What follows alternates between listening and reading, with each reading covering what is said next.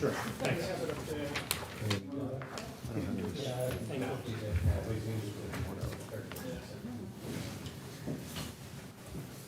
don't know what's going on with this internet here today.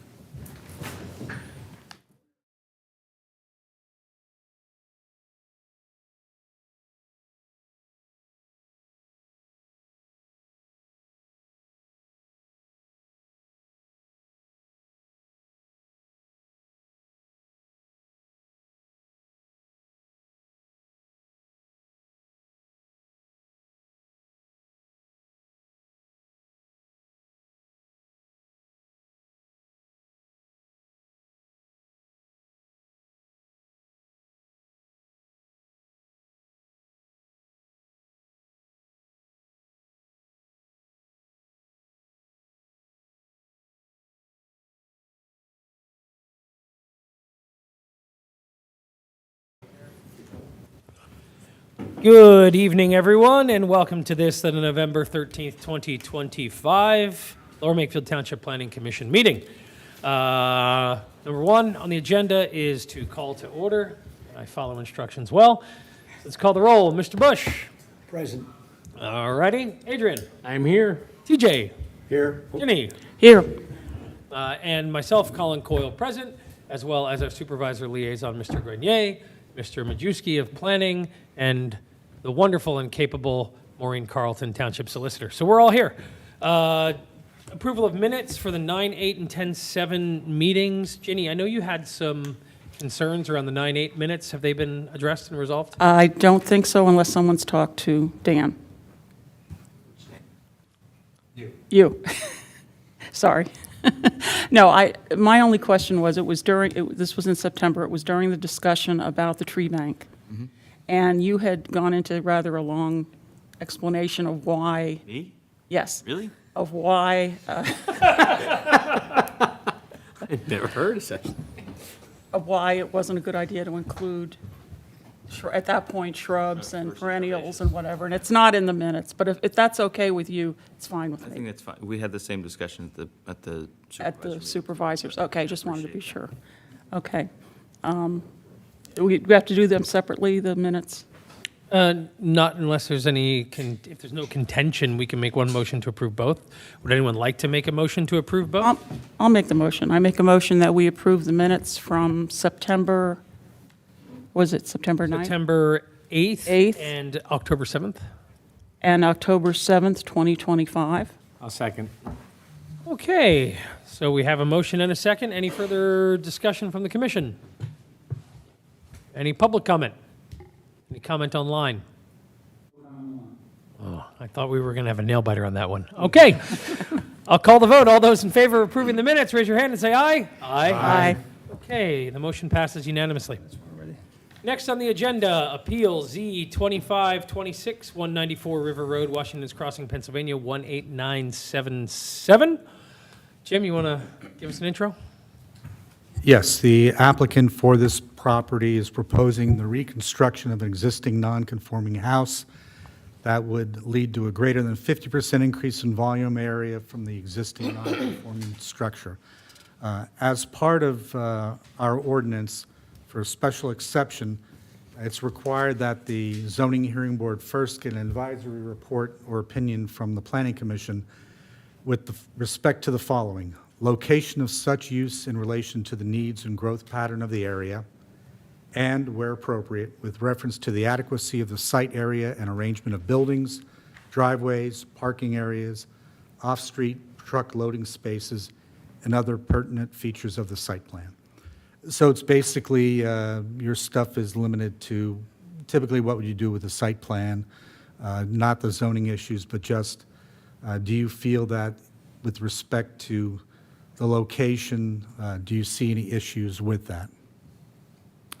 And from there, unless you have any questions about that guidance, I could turn it over to the applicant's attorney so he can go through what they're doing, so we'll give you better context.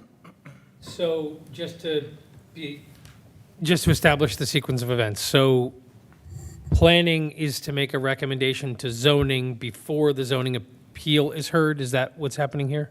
Correct. Okay. No, nothing before the applicants had a chance to present their case. Sure. Your ordinance is completely bizarre as it relates to this particular issue. It is, I've never seen another ordinance that suggests that the Planning Commission has some role in recommending a special exception, which is the sole province of the Zoning Hearing Board to determine. However, I've been barking at the moon for probably 30, 40 years complaining about this provision, and it's still in your ordinance, and we still do it. I don't get it, but in any event, aside from that, we have been back and forth between the former and current engineer with respect to reviews of this application. To my left is Vince Fioravanti, the project engineer, and we will go through quickly with some presentation boards, explain exactly what's happening here, why it's happening, and what the impact is. But just so you know that you're right, Colin, that this matter is scheduled to be heard by your zoning hearing board now on December 16th. We've had, with your present engineer, 2 review letters. We took the opportunity after your current engineer became appointed. They undertook a review separate from RVE. We looked at that. There were a handful of deliverables in that first review. We followed up, submitted additional information, got the more recent second review, which is essentially all will comply type items. But having said that, and in advance of our appearance before the zoning hearing board, we can walk you through the nature of the site, what's there now, what's proposed, and candidly, what impact there is, if any, on the flood plain, given the fact that this property is proposed to be improved with a home in generally the same location as the existing house is today that we would remove. So I think with that as background, I'll let Vince sort of walk through the presentation boards and explain what's happening. Okay, thank you. Good evening, everyone. Vince Fioravanti here. I guess we'll start with the board on the right. And you can see at the bottom, this is the existing dwelling that we're looking to remove and replace and rebuild. As you probably already aware, that dwelling on this property, the entire property is in the floodplain. The zoning requires 3 acres for minimum lot area, and we have 0.4 acres. The zoning ordinance also subtracts out natural resources from the property, in order to get to the net lot area. If we were to subtract out the, natural features, including floodplain from the lot, we have a lot area of 0. So in terms of being non-conforming lot, all these lots along the river, you look them up in the dictionary, they're the picture of the non-conforming lot. Again, back to the dwelling, so we're looking to rebuild the dwelling in its existing location, essentially. But this time, the dwelling will be safer, will be safe, will be elevated above the floodwaters, and be designed to withstand the forces of nature that it may encounter one of these days. So it'll be a nicer looking house. You can see the architecturals up here at the top. This is the front view, the 2 garage doors here. The blue area here is the depiction of the 100-year flood elevation as it would pass underneath the deck and between the structural members that would be holding up the dwelling. So again, we'll have a dwelling that would look very nice on the road as opposed to what's there, remove what we consider to be a blight. It will be safe architecturally, nice, complement to the area, designed to withstand the 100-year flood, as you can see from the cross sections here. And again, everything else is just a matter of will comply engineering, and you can see it there on the board as well. Again, the blue area is the water passing beneath the deck. The first floor is a couple of feet above the 100-year flood elevation. So everything would be safe. The first floor would be the garage, where it would have the panels that would open or hinge open to allow water to pass through and pass underneath the dwelling. The variances that are generated are all essentially respectful of the lot area that's small and the setbacks that are small. All of our setbacks, with the exception of the rear yard setback, are actually less non-conforming with the new dwelling here than with the existing dwelling. So we're essentially reducing the nonconformities for most of them. septic and water, there's a well on the property, and a new septic system has been built on the property. Designed, the soils were inspected, health department reviewed and approved, and we were pleased with the soils were actually good in this location for a septic system. I just want to interrupt. Sorry. Apologize for a brief interruption. You said a new septic has been built on the property, so the septic is already in place. Yes. Thank you. I do have one question. How much higher is the proposed dwelling than the existing one? Well, it depends on what you're measuring. The first floor elevation of the proposed dwelling is 49.5. The elevation of the floodplain is 43.7. And the first floor elevation of the existing dwelling, I don't have that one, but it's probably about 38, right around where the road would be. And just for me, give me some perspective. Sure. Where on the drawing is like the existing house, like you have there, just so we can Probably kind right about here. oh, right there, okay. So we did go back a little further so we can kind of pull away from the road. Okay. But again, we're up in the air. All right, that just gives me some perspective, thank you. Yeah, you can see how close that existing dwelling is to the road there. Yeah, I know that house. And how much room is there from the road to where the house is? So like, if someone was parking there? Well, we have right now, we're proposing, it's 20 feet to the property line, 26 feet to the edge of the road. So there's enough room for a car to pull in? To pull in and stay there, yes, Thank you. 26 feet. And that dimension's right here on the plan, 26.5 feet, from the edge of the cartway to the edge of the garage door. Vince, the amount of fill today that's in the floodplain versus the amount of fill that would be, I'm sorry, would you speak into the microphone? Sorry. would you comment, Vince, on the comparison between the amount of fill that exists today in the current condition as opposed to the fill in the floodplain with the proposed? I'll say. You're going to have to make sure you point your mouth at the thing. It's not on? Is the light on? It's on now. Okay, talking to it? Want me to do it a third time? Hey, that's lovely. Vince, Yes, fill presently, fill after. Well, Explain the difference. okay. The thing we had to make sure that we were going to comply with is to make sure that we had no adverse impact on the flood elevations, is we have to have less fill in the floodplain than the existing dwelling has. And we've made sure the architect was aware of that, and our fill is going to be reduced. I'll see if I have the actual numbers here.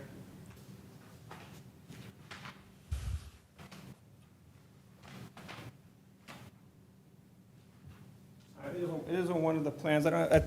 It's reduced by a couple of hundred cubic feet. I don't have the exact number, but they are on the exhibits that were filed. If I could read that little text right there, I could tell you the number.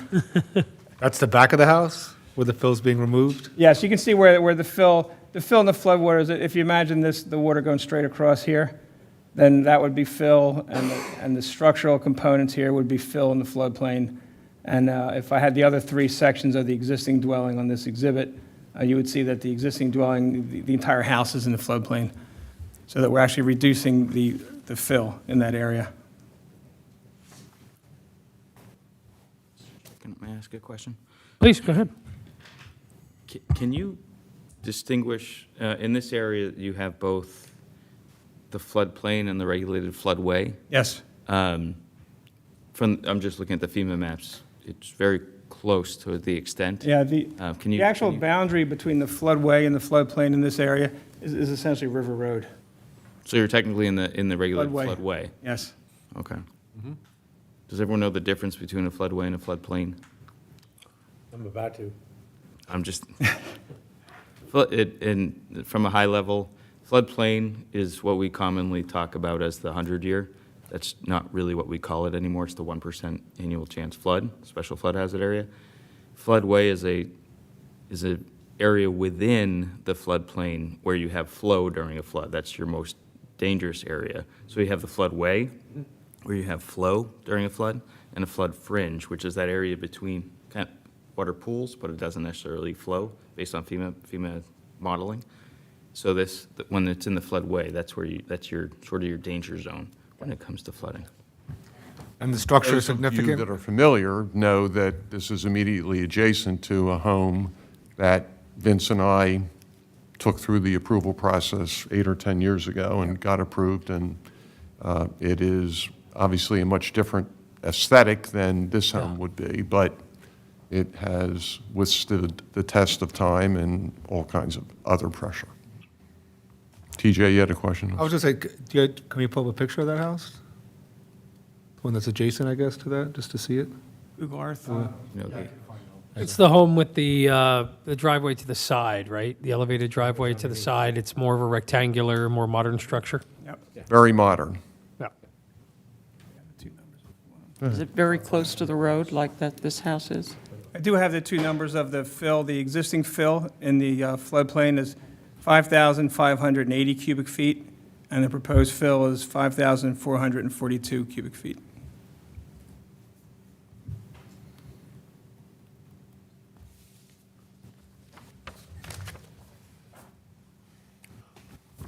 Jim already highlighted the general Yep. conditions of special exceptions. I mean, we're not, it's very subjective, big picture type things. We can talk about them, although they're pretty self-evident, but. I think in the end, when you look at the proposed dwelling as opposed to the existing dwelling, it'd just be much better in terms of the character of the area and designed to be where it's located as opposed to the previous house, which, when that was built, no one was thinking about floodwaters and elevations at that time. Yeah. Is that house occupied now? I don't think so. How many bedrooms are proposed for the house, the new house? That I'm not sure. We probably asked the applicant that question. I don't know the answer to that, Jenny. Tiny. 3? Thank you.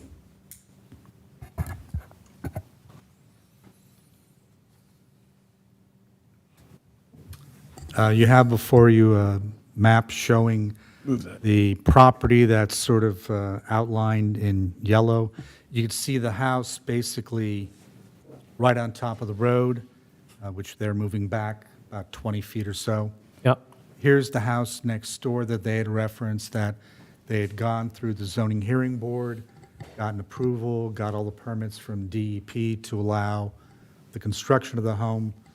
And so you can see they elevated it up, and it's on piers or columns in here, similar to what they're proposing. Water passes through the house in the event of a flood. They're doing it. Yep. So. No. So I guess a bit more of a procedural question for the focus of this conversation, right? We're not really getting into the details of this aspect of the structure or that aspect of the structure. It's really a question of whether or not we would recommend to the zoning hearing board that a proposed new structure on the site be permitted to have a larger footprint than the current structure. Is that boiling this question down to its most? More than Correct. 50% of an expansion, I believe. Right. Jim, is that a fair understanding as well? Yes, and do you see any issues with that from a planning perspective? Right. Such as parking, stuff like that? I mean,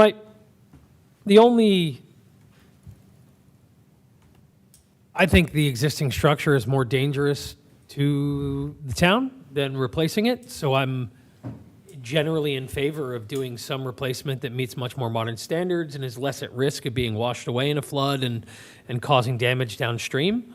So, I mean, that's a net positive. To the point about parking, I think the only real question I have here would be on the plan on, the safety of potentially having to back out onto River Road. I don't know how you would address that, but I think looking at this, that's my only real question does that present a safety issue, especially for deliveries and other things as a new home is being constructed, furniture is being moved in, et cetera? And I'll comment on that. Actually, I saw the Tesla pulling out of the neighborhood today when I drive up and down River Road all the time. The big key to that house, which makes it not that bad, is there's no landscaping, nothing obstructing the view of the driveway from the road, in either direction. And I would recommend that that be the same case. I'm not usually a proponent of opening the visuals and not planting things, but this is a case where you don't want any trees or big hedges getting in the way of the sightlines. And that's true. If you look at the site distance, if you were to stand in the road at that point, or, if Google Earth, you can look up and down the road from that location. The site distance is good, the road is straight and it's level, so you can see for a good distance in either direction, which makes it safe. That question is fair, but I think that question is fair for every house on River Road. Yeah. What's the driveway elevation at?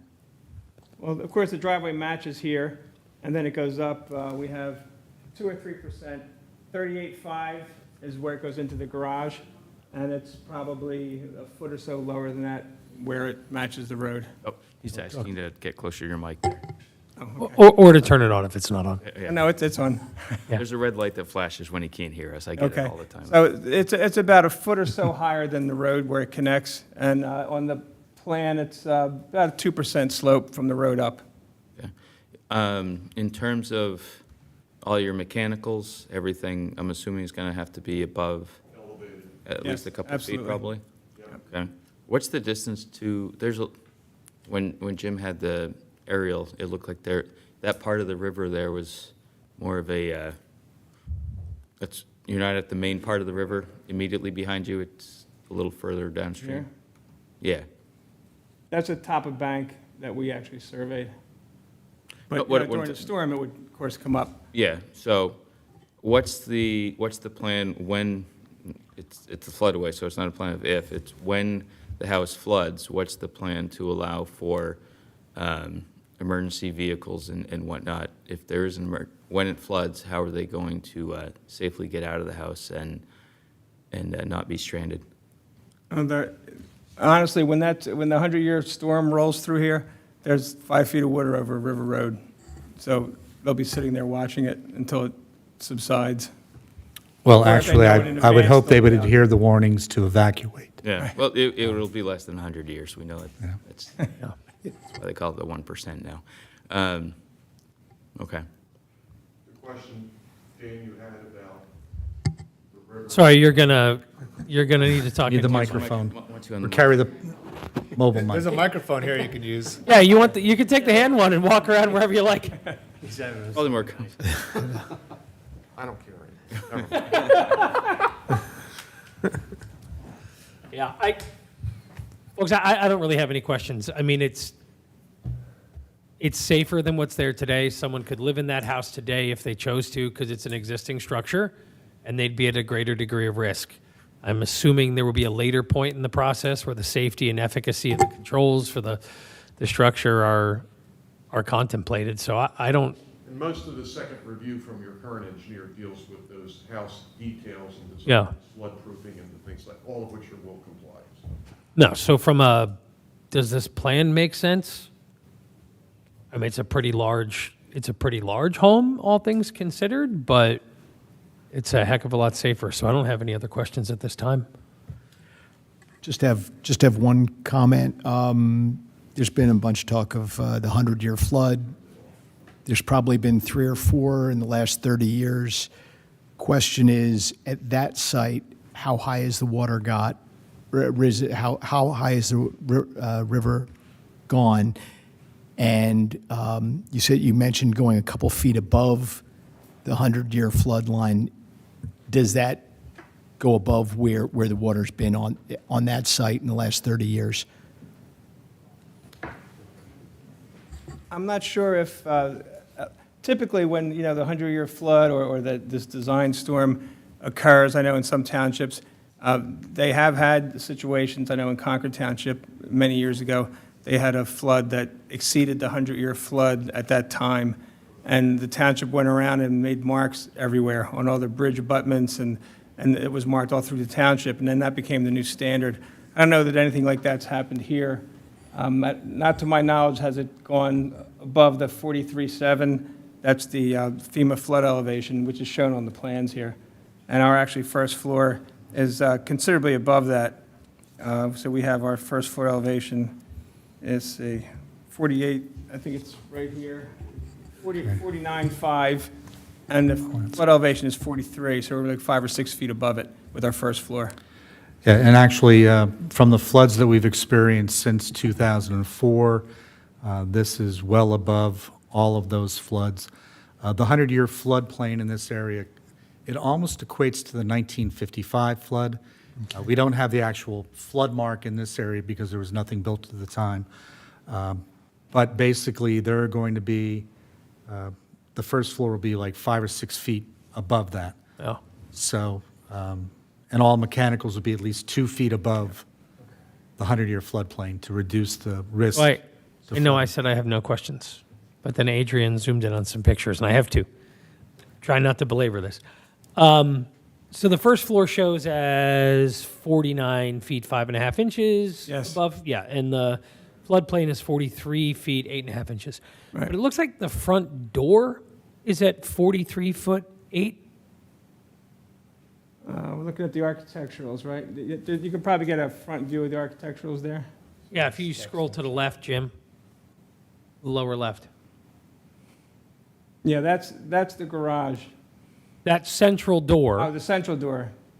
Yeah, the central door, the first floor is above that. If you go to the right a little bit. I understand that, Yeah. but the door itself appears, the threshold of the door appears to be half an inch below the floodplain.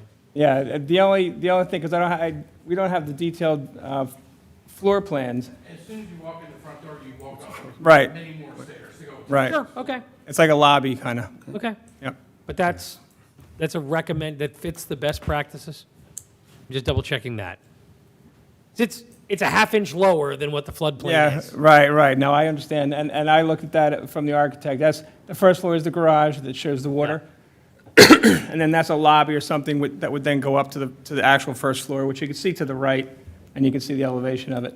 If It's it were easy my to house, I would detect. recommend to the architect that the threshold of the front door not be lower than Go up. the Yeah. predicted flood. So I agree. maybe you want to lift that one up another step or two. The second question I had was related to the garage door. You had talked about the flood control, the doors opening. I Yes. wasn't aware that was electronic. Just reading on the plan, it's electronic. So there is an on-site generator? Yes, to there operate would be a those. generator in the house, yeah. Okay. All right. I have no further questions. Ginny, TJ? I'm good. I just have one question about the supports for the house. Yes. What are they made of? What? I don't believe that he has a complete design. That would be steel and concrete, reinforced concrete. Steel and reinforced concrete. And the driveway, there's an existing driveway, correct? Well, there's an existing parking area. Yeah. There's a gravel area that's level with the road where you pass the house and you pull over, and, And it's gravel? yes. Okay, but how many cars is there room for there? Existing, probably 2. 2. So will that be expanded at all, or? No, right now, we're not really, it's right here, if you can see this site plan, it's right in this area. And we're not really proposing to use it or do anything with it right now. It's not really part of what we're doing with the dwelling, but it is there, and you can actually get a car, it's level, you can pull off over there. So it will be 2 inside garage bays, Yes, and then they'll have room for 2 cars in the front. driveway, since they're now setting the house back a little bit more from the road. So they'll have parking for 4 instead of 2, and you could probably fit 3 there in the gravel, and maybe. that area on the side still does exist. Would that be would they put asphalt on that? I don't think we're proposing that, or they're proposing We're that. not proposing You're it not at this proposing that? That's all I have. Have you had any any application meetings with the Pennsylvania DEP? Not for this site yet. Okay, but. We will have to have Yeah. a permit for it. Yeah, under Chapter 105 of the PA Code, any work in floodways is regulated by the DEP, so. Well, I'm going to move that we approve the applicant's request for the special exception for the reconstruction of the non-conforming structure for a greater than 50% increase in volume or area from the existing non-conforming structure. Do I have a second? I'll second. Oh, he's going to approve. Okay, are there any further points of discussion, questions, comments from either staff or the commission? Can I make a quick statement? That's Dan from the township. Hi, Dan, of course you can. Hi, sorry. Ed, I just wanted to make sure you know the meeting's on the 2nd, not the 16th for the zoning hearing board. What do you say? It's on, Zoning meeting's on the 2nd, not the 16th. December 2nd, not the 16th. Oh, it moved. Just wanted to make sure you knew that. You said you'd make either date work, so. I thought, I looked today, I thought it was the 16th. No. No, it's the 2nd.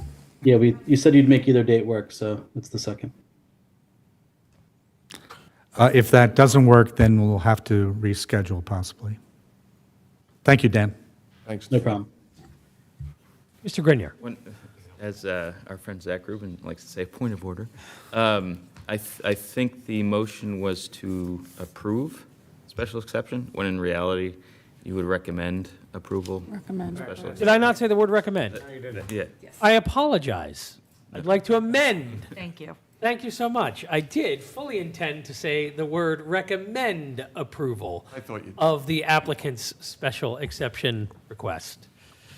So Do I? they know what they're getting tonight, that's all. Yeah, yeah. Now, do I have to have a vote to approve the amendments to my original? No, you do not. Perfect, thank you. Okay, so the amended, I approve your amendment. thank you, the amendment is approved. All right, any other questions, comments, or points of order from the commission, staff, Nope, or third good. parties? Thank you. Hold on, any questions from, any public comment or question in the room? No, anything online? Nope. One of these days, it's going to be a yes. Call the question. All those in favor indicate by saying aye and raising your hand. Aye. Okay, let the record show it was unanimous. Thank you very much. Okay. Good luck with zoning. One thing, Vince, when you come to the zoning hearing board meeting, if you could give us those in electronic form so we could share those on the screen, that'd be great. Ed, you can stay for the rest if you want. Yeah, I was actually going to suggest, because I'd like to, Maureen, I don't think we have any problems. I'd like to flip the order of the agenda.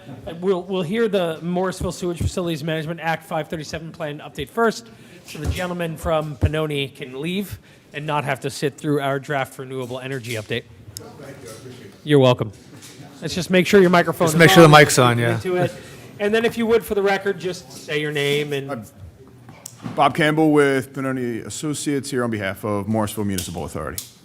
Thank you. Maureen, when Pannoni appeared last, we just had a brief discussion around lack of a conflict of interest. Do we need to readdress that for the purpose of this meeting, or are we comfortable with it being standing from the record of the last meeting? I think we're comfortable with it standing. It's in the minutes, so I think we're comfortable. We don't have to Perfect. restate Okay. that. Thank you. Thank you very much. So, what brings you here today? We tabled the discussion, I think, or tabled the decision, recommendation. On the discussion last time, you provided me a written list of all the questions that were asked at the last meeting. I provided you written responses to those for review by the board. I think I'm here to see if you have any further questions, any further discussion. Yeah, so thank you for sending over the questions. I know that email came through last week. It's taking about 7 hours to open on my computer for some reason. Thank you very much. Does any member of the commission have any follow-up questions for Pannoni related to MMA's last presentation last month?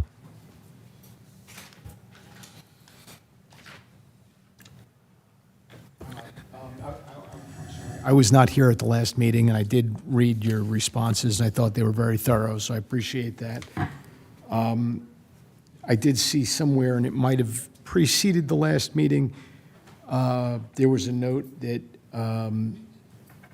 the site selection was going to allow for the decommissioning of the U.S. Steel sewage treatment plant, which had also been under scrutiny. And is there any contribution coming from U.S. Steel? No, Morrisville owns that property. Oh, okay. Thanks. And there was also the open issue of Aqua having been offered the right, and you may have answered this, but offered the right to obtain additional capacity allocation, costs not yet calculated. Is there any further information about that issue? Additional capacity allocation? Yes. Well, any additional capacity allocation would have to also go through 537 planning. So if it's not approved through this process today and Aqua comes back later and requests to go through additional capacity allocation, right now we're at 3.1 million gallons a day for Lower Makefield. If they do not obtain additional capacity allocation through the current process, they would have to come back and go through 537 planning again to request additional capacity. Again, this might have been covered when I wasn't here, but what capacity is being sought in this application? 3.1 million gallons a day for Lower Makefield. Okay, and before this application, what was the capacity? Same. Same number, so Unchanged. unchanged. Correct. So, Mr. Bush, they answered quite bluntly in the last meeting that there is essentially no perceived benefit to residents of Lower Makefield Township, other than our sewage will be treated in a different place than it is today, and it'll cost a lot of money to do that. Okay, so. Not to mischaracterize what you said, that would be my summary. Okay, Or well, my I appreciate the blunt summary. What happens with additional development, whatever it might be in the future, and is there capacity for that? What happens going forward? Right now, I believe the latest 537, or the latest Chapter 94 reports we've prepared have Lower Makefield's flows on average of about 2.95 million gallons a day, which means you're nearing that 3.1 million gallon a day capacity. So, and I think the discussion we had last time was, well, we don't foresee any additional development throughout this service area, so we're not interested in additional capacity. I mean, I don't think I'm not really good at nimble math, but it would be like a 7 or 8% increase in total water volume to hit the 3.1 million. So I don't think we're going to have a 7 to 8% increase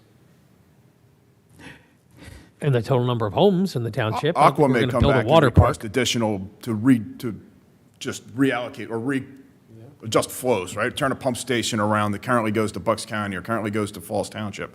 They may come back and ask for that, in which case they'd have to go back to you for 537 planning. So that's a possibility in the future. But again, that planning all has to happen. It all has to come back to you. It all has to go back to the town. Because the plant can handle 8 million gallons per day, or Plant has the capacity. Plant is designed to handle 8 million gallons a day. The current plant or the Proposed plant, proposed plant? What is the current plant able to handle? 7.1 million gallons a day. And how much is it handling total? We average about 5.3 million gallons a day.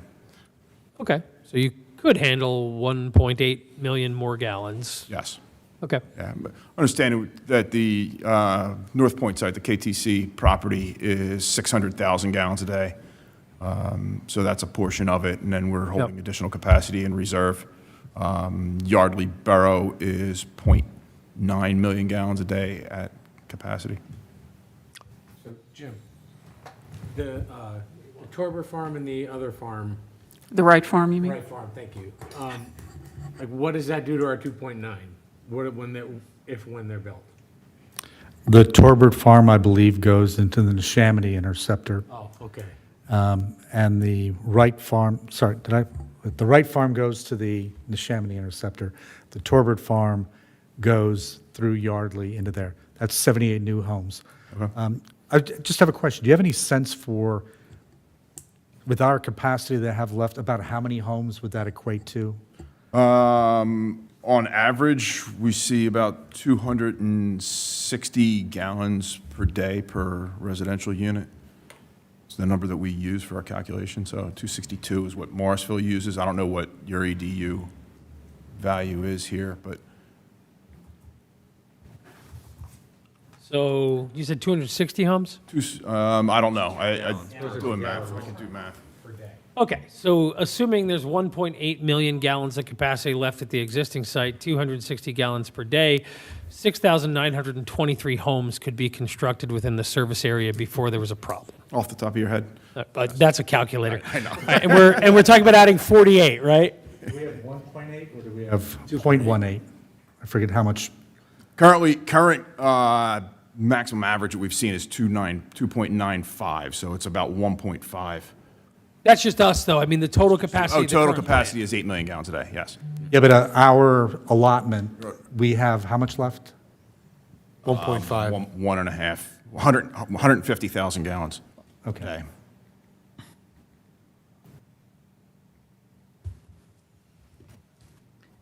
And Jim, we're going to do a, That's over 500 homes, so. Yeah. And I don't think we have the land available for that to happen. What is, I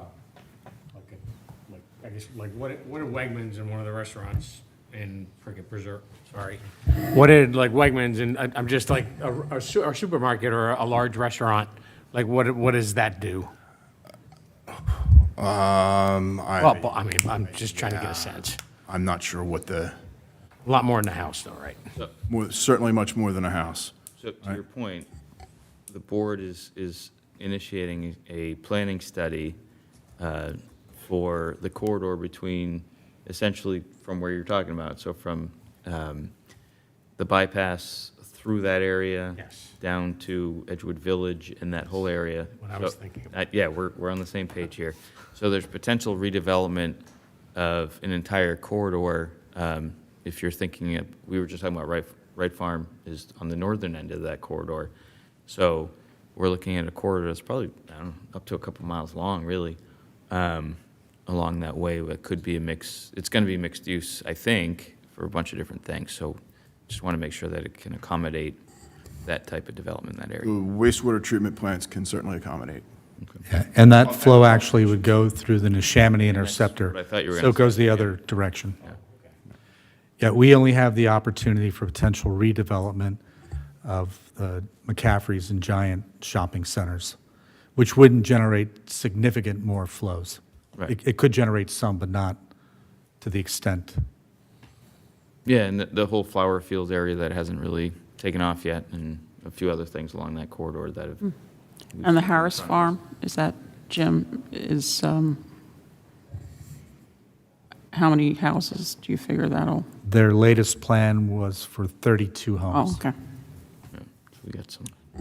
So on a procedural question, what's the question before us? Is it to recommend that the township supervisors support or not support the Act 537 plan application? Is that the question? Yes, that is the question before you. Okay. But whatever we say doesn't matter. Right? You're a recommending board. You don't approve, Right. you don't move it forward, you recommend to the Sure. Board of Supervisors. But essentially what I'm hearing is, we want continue with the current outdated, almost obsolete water treatment plant with no cost increase for the time being? Or do we want to commit to a new water treatment plant, nothing else changes, and help pay for that? That boils it pretty down. much- that's pretty much it, as- right? Yes. As ratepayers, we all pay for it. Yeah. Yes. Yeah, but I'm saying, there's no other questions besides, those are really the two options we have. That is pretty succinct, yes. Does this propose, was all stock purchase of Aqua by American Water impact anything on this? No, I don't believe so. Are there any safety issues with the current water treatment plant? Currently, we are meeting the effluent requirements, but the DRBC, EPA, DEP, they're proposing increased water quality levels for discharges to the Delaware River, which we will not be able to meet. So it's possible that as soon as our next renewal, which is 4 years from now, that we will not be capable of meeting the effluent requirements. And what would happen under that scenario?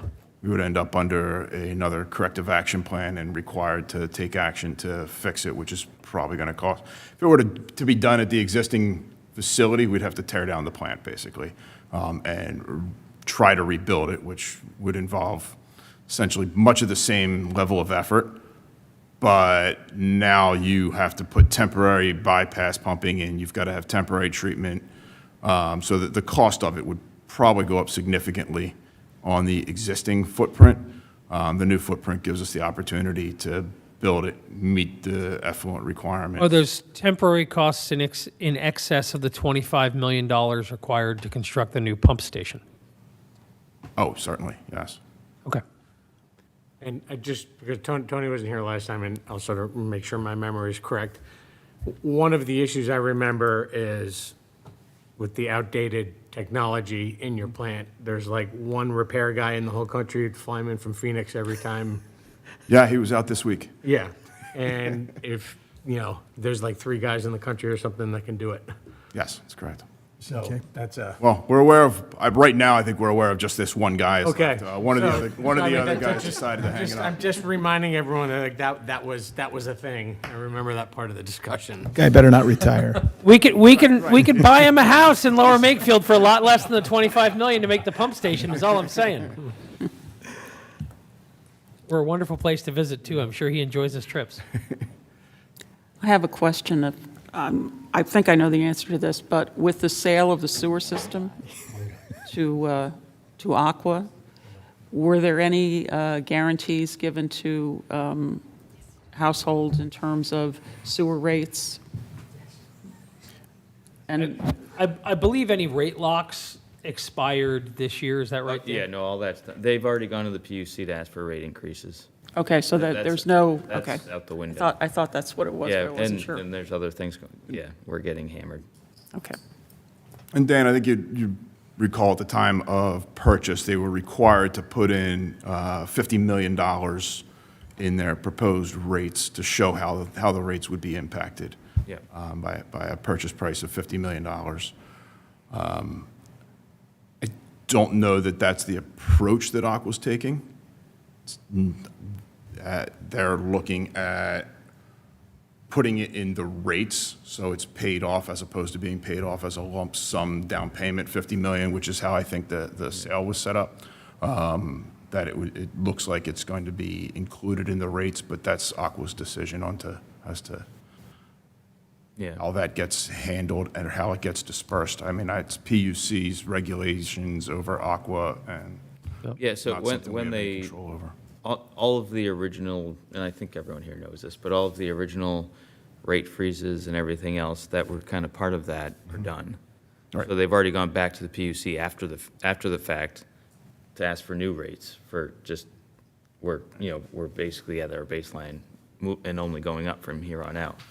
And now we also have, we've probably all seen this too, American Water is going to be purchasing, I think, an all-stock purchase of Aqua to create the largest water utility in the country, like a $40 billion company.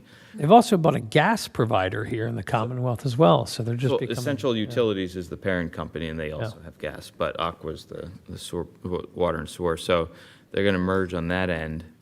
That has to go, this is a little bit of an aside, but you'll have to deal with them at some point, Yes. right? And we'll see the effects of whatever happens there, right?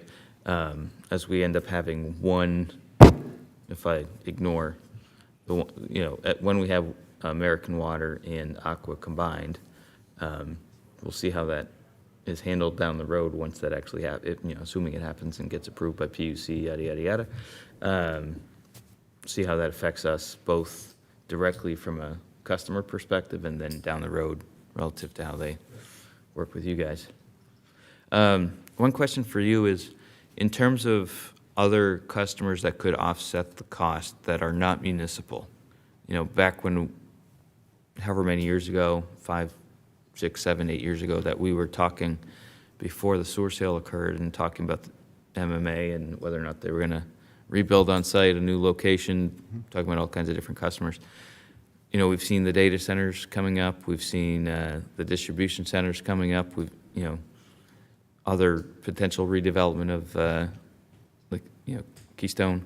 Do you have any predictions or more information on any other non-municipal customers that could offset costs?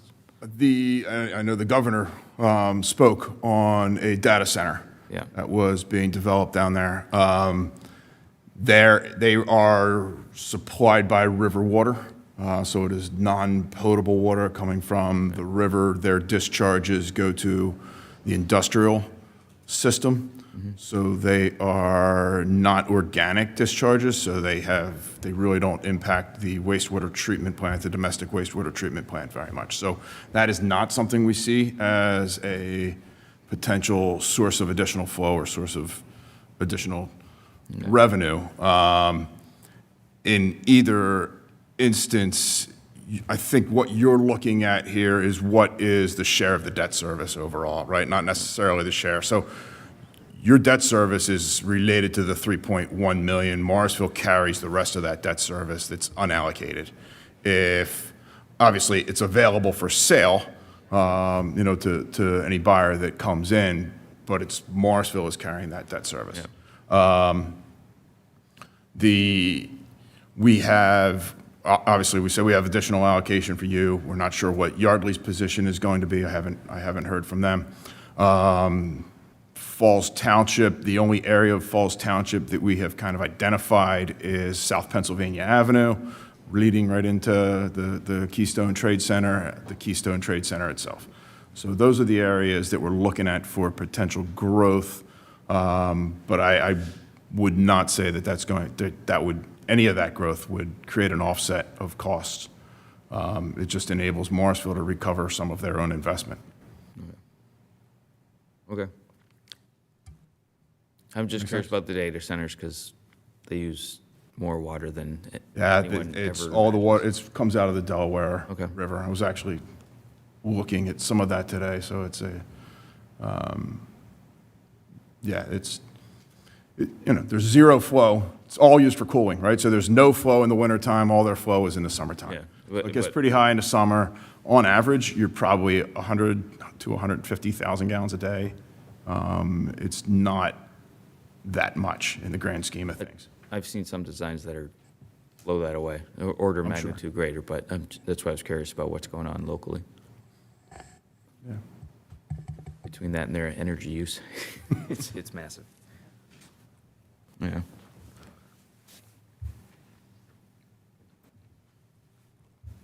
I guess my last question here, so the technology that we are using to treat water today, Yes.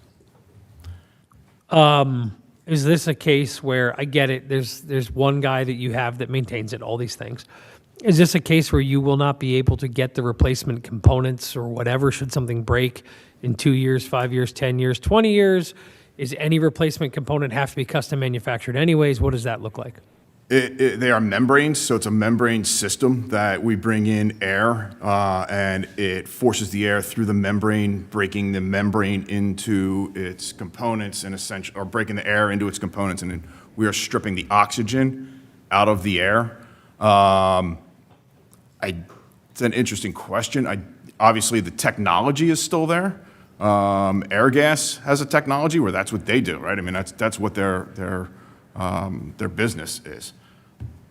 I don't, we've been able to keep up. We've been able to maintain parts, repair, replace to date. I don't know what the long-term is, but the problem is it's just, we don't, that maintenance guy, that guy who knows the ins and outs of what the issues are, how to actually fix it. I could train a new one for less than $25 million. Well. This is my conflict. You got to find Yeah. somebody that's interested in doing it. Yeah. But either way, we still have a lot of $25 million old I'd be technology. interested in doing. I mean, we still have a lot of old technology that's down there. We still need to meet the increasing demand, or the increasing effluent quality. So there's a lot of deferred maintenance right now at this point. It's a lot of money. It's a lot of money for maybe we can't meet new standards in a couple of years, right? We cannot. And- We can't meet this. If they were to implement what the requirements are today, we would not be able to meet them. So they have not rolled today's discharge requirements into our current permit. And there is no way to meet those discharge requirements other than spending $25 million for a pump station and $125 million to build a new station off-site. There's literally no way, short of spending $150 million, improve your ability to filter We were at out. 125 million without doing any upgrades to the existing plant was what we had anticipated based on some numbers provided by Yeah. Kleinfelder in their report. But we need to add an additional treatment system, and it doesn't fit in line. So we would have to pump up to another system. So there would have to be a pump station anyway.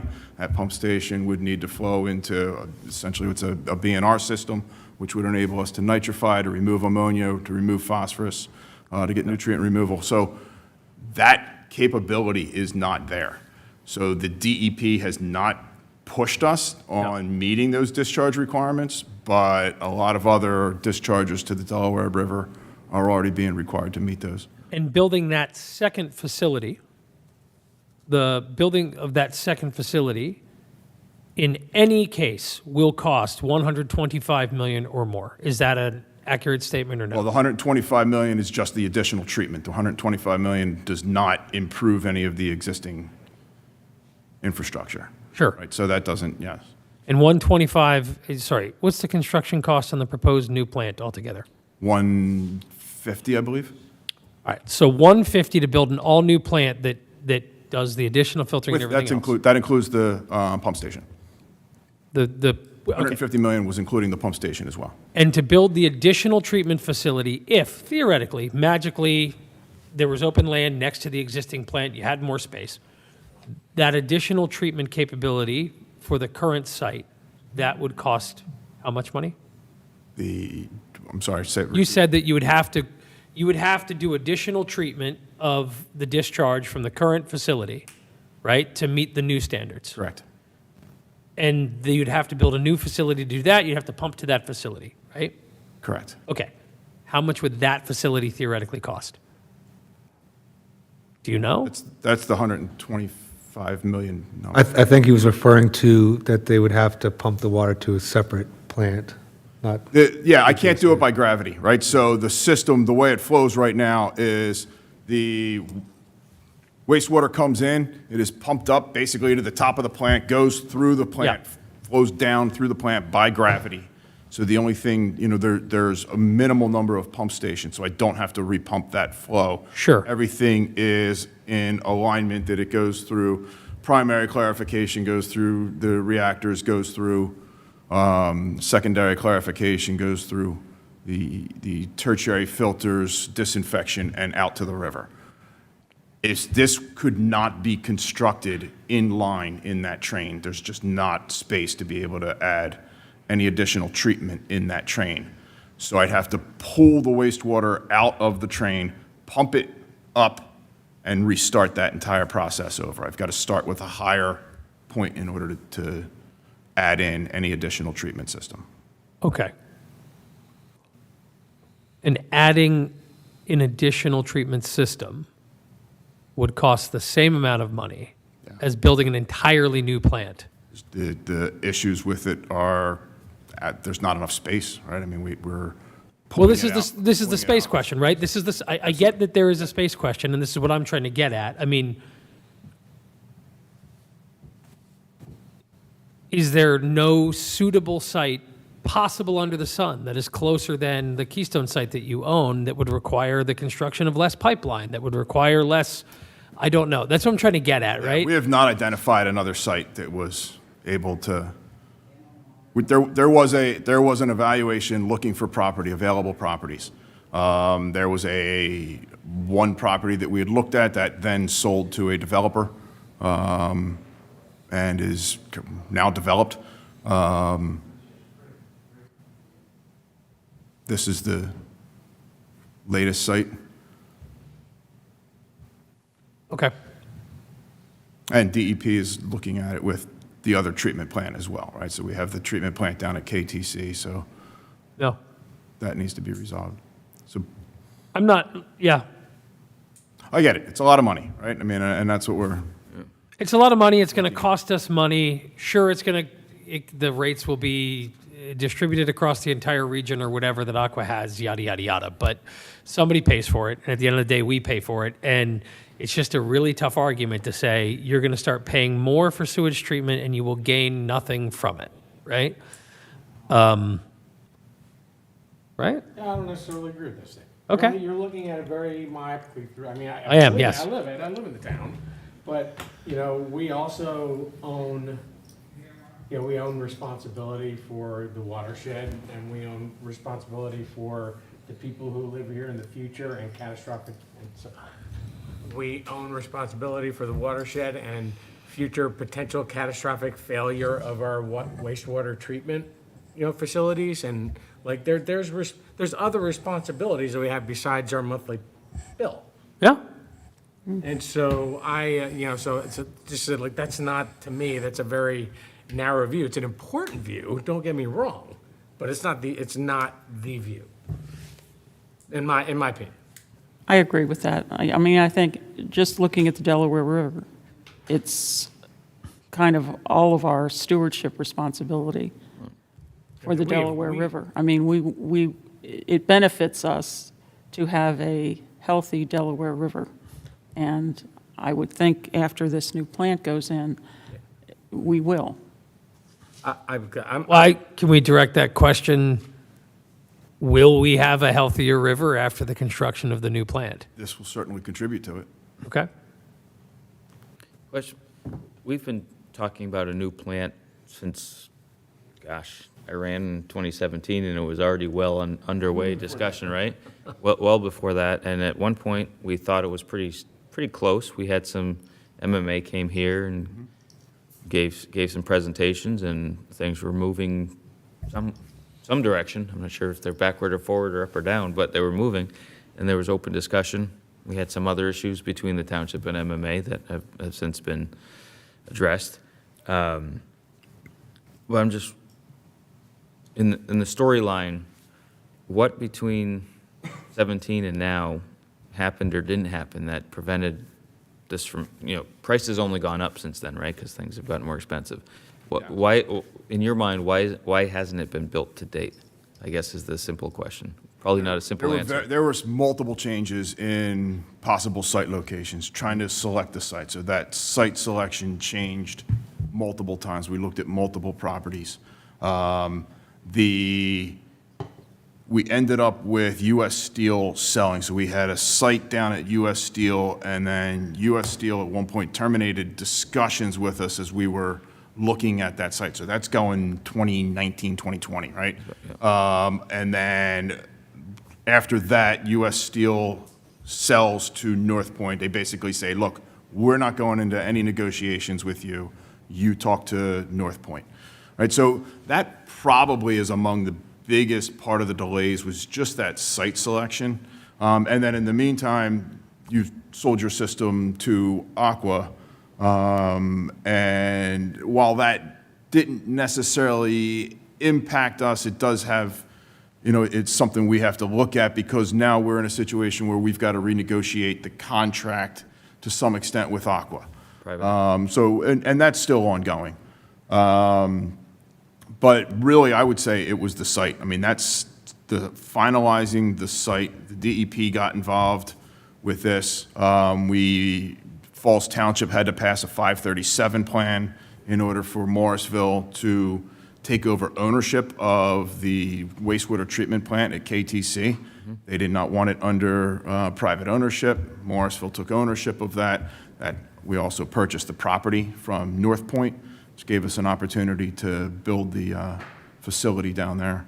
So it's really just the site location, site selection, and just the way things worked out over that period of time with purchasing it. And since then, Morrisville has increased their efforts in order to get into more detailed design, trying to get these numbers more in line, trying to have a better idea of where we are with the pricing, how that's going to impact. We're closing in on a 60% design review, closing in on a lot of permit applications being ready to go. lining up funding possibilities or funding applications, trying to get grant money, would directly offset the cost. So any grant money we get goes, directly into the cost of the project. Not that we've had a whole lot of success. I think we have $1 million so far, which, You've only, what's that? you only $1 million in grants so far that's for a about brand what new it is. I think it's wastewater? about $1 million so far. I'm going to call our congressman's office here and try and rattle that one. I'm curious, my recollection, again, going back to, I think, a presentation from 18 maybe, was there were two primary options, and the range in those two primary options, again, this is when everything was publicly owned, somewhere around 75, then 125, 130? We were 85 to 125, 130. 85 to 125, yeah.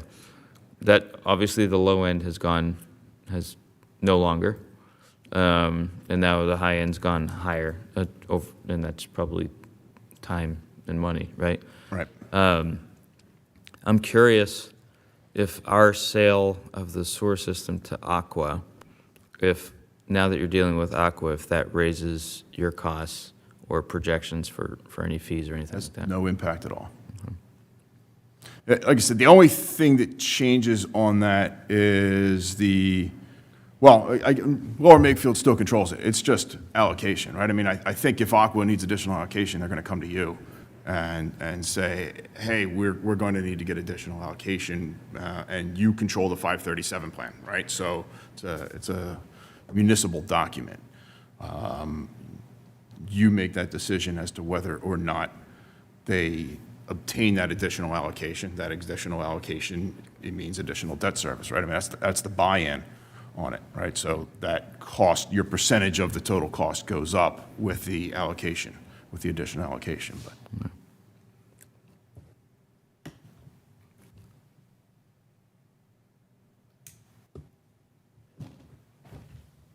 And then I guess the other thing, are MMA's, and maybe this is for you, MMA's discussions with Aqua or whoever their parent company ends up being during this time period, are those public record that the township would have access to? Should be. Yeah, they should. Yes? Okay. I don't have any further questions that I think are pertinent to you. I think a lot of my discomfort is it's not us building it, so we don't have the level of detail that we would if we were building it, if we were a party to the construction or whatever. I'd have a lot more data around the compelling necessity of the investment at this time in this way. You know, I certainly respect the arguments about taking care of our watershed, and that is absolutely important. I mean, but there are variations, right? I mean, you know, who knows how much? Yeah. So, Yeah, I have no way of, yeah.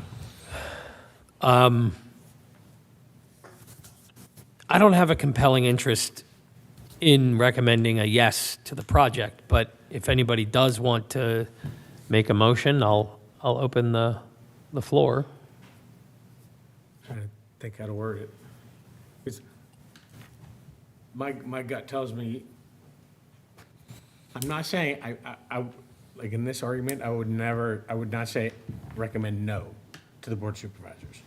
The only reason I wouldn't say outright yes is because you raise good questions, like there's a curtain there in front of it, like we're not allowed to see in, just the way the process is. It's not passing judgment, it just Yeah. is. And, so if we take the argument that it's needed, and there are some compelling arguments of why I think it is needed, then I would recommend it, and as a resident, I have to bite the bullet on that. Yeah. And I would, part of the recommendation might be the supervisors, like, figure out, is there a way you can just, I know you're already thinking about this, but is there a way you figure out to get us a little bit more transparency to the process for the township to make sure that we're getting our just due along with everyone else? I mean, do we necessarily have to recommend the approval or just recommend it for discussion to the Board of Supervisors? I guess maybe I'm a little jaded on this because I've been probably paying attention to supervisor meetings for way too long of my time here. But then we're just the same that everyone else has been for the last 15 years, and we're just like, oh yeah, we know we need to do it, but let's just kick it down the road again. Let's just kick it down the road again. That's what that is. Yeah. And I'm like, if we need to do it, we should do it. That's my pretty strong opinion. I would feel much more comfortable around the we need to do it. And again, no offense to you, if it was our engineer that was employed to act on the interests of our township who were telling us, yes, this needs to be done. No, there's not a better way or less expensive way or a more efficient way to solve it. Right. I understand. I guess the question I have on that is there any conceivable way we could get our engineer in there and just give us a yay or nay, this is sort of bad for the township? I don't even know what the question would be. Well, yeah, basically some type of third-party review of the design and all that, that happens all the time. Yeah. I don't know that it might, if we wanted to do that,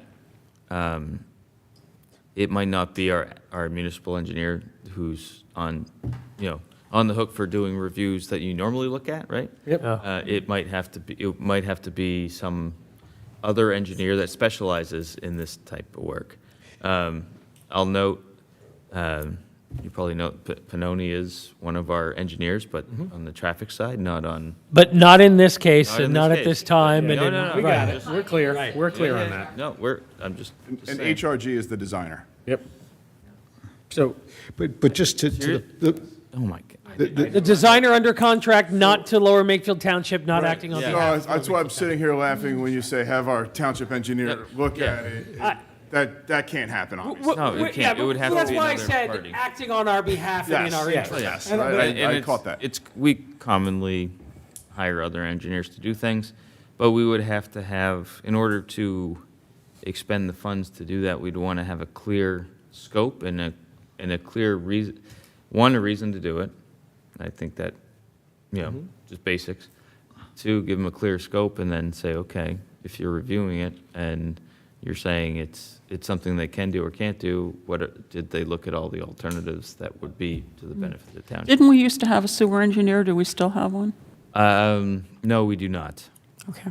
No, I would not hire. yeah, I was just going to say, not only an analysis of the design, but an analysis of the justification, and that's really kind of, we all hear what you're saying, and it makes sense to us, but we don't have the information to know whether or not there's more to it, there's more options, and so it's really just not an analysis of the design. That's sort of secondary. It's really of the justification for it and other options. And I think I can say, Aqua asked the same question, right? So Aqua also in the discussion said, look, we want to do our own review.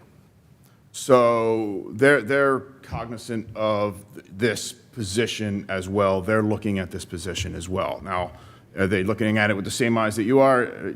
Maybe not. But they also asked the opportunity to review the plans, take a look at the plans. I guess from our position, what we would ask is that we move forward in the process, and you make that a condition in the approval and notification to the DEP, right? So we would ask that you adopt it under the condition that we be given the opportunity of reviewing. And understand, the DEP process it's a 9-month process.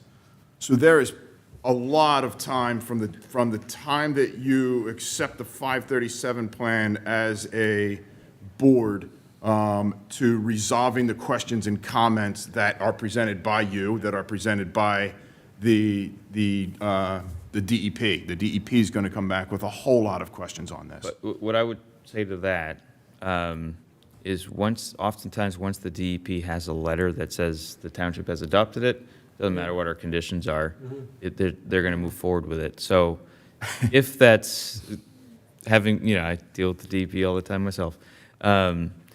If that's something that this commission would recommend to the Board of Supervisors, I don't know that we'll actually end up doing it. But you potentially, tell me if I'm wrong here, you could potentially recommend to the Board of Supervisors that we engage an engineer to do a review that could provide a recommendation.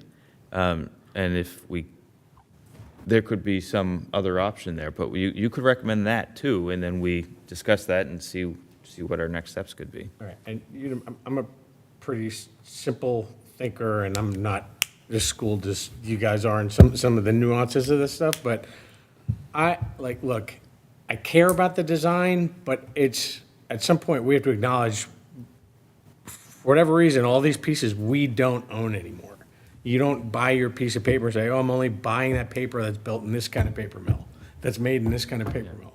Like, at some point, the people you're contracted with to supply a service or supply something to you, you have to trust their design.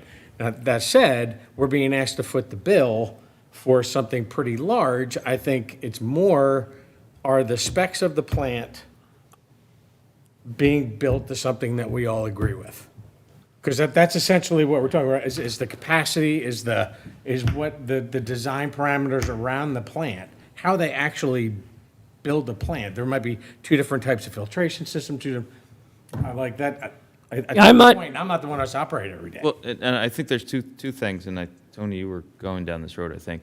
One, that's half of it. Yeah. And the other half is, as a board, the term we threw out a lot of you, that we have a fiduciary responsibility to our residents, right? Which I think, Colin, maybe you were focused on a little, right? Yep.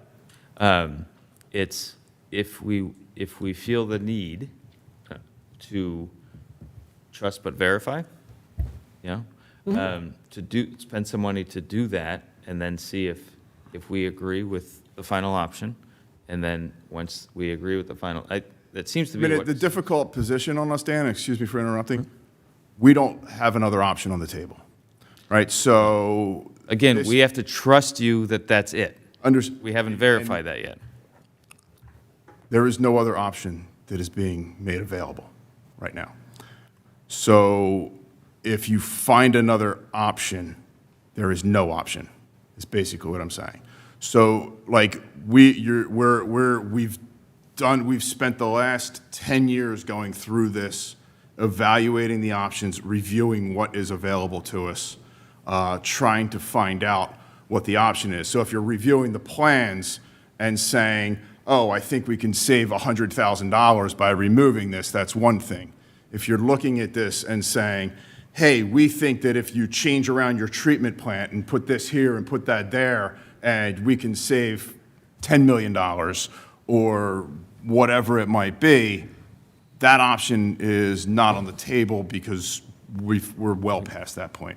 Well, And that's the difficult, and I understand that, right? So we don't know that for certain, because during that whole process, MMA did this. They didn't share any information with us during the whole review process. So you're telling me that, you're expecting me, and I'm not it's saying all you as a part of the person. feasibility study, and the feasibility study is included in the 537 plan.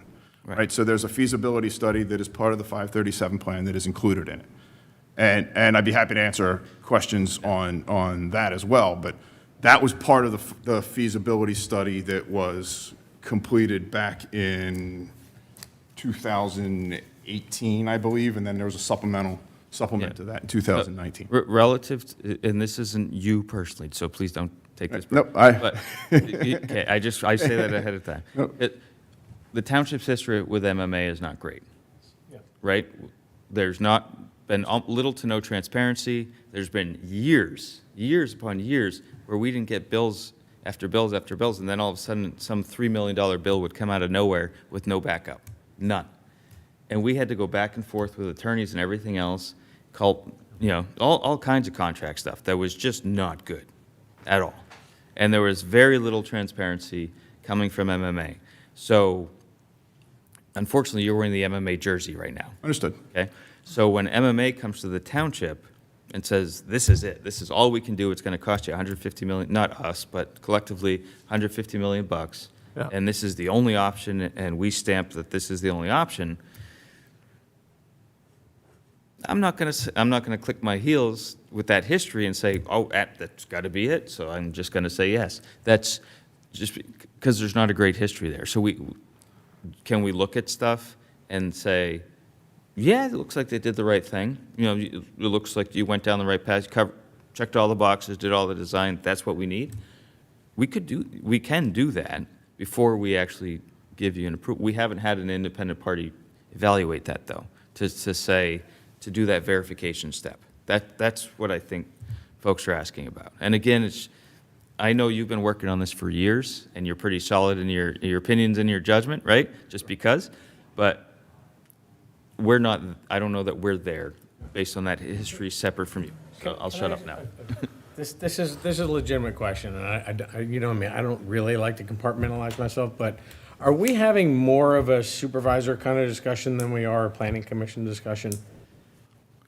We're, I mean, I'm just I being get what honest. You you're understand what I'm saying? saying. Like right now, I'm like, as a planning commission member, I'm being told there's a problem. And there's like future ramifications to it and everything. And with that very simple question, I know what my answer is. Yeah. We're bringing a lot of discussion, which I absolutely 100% agree with.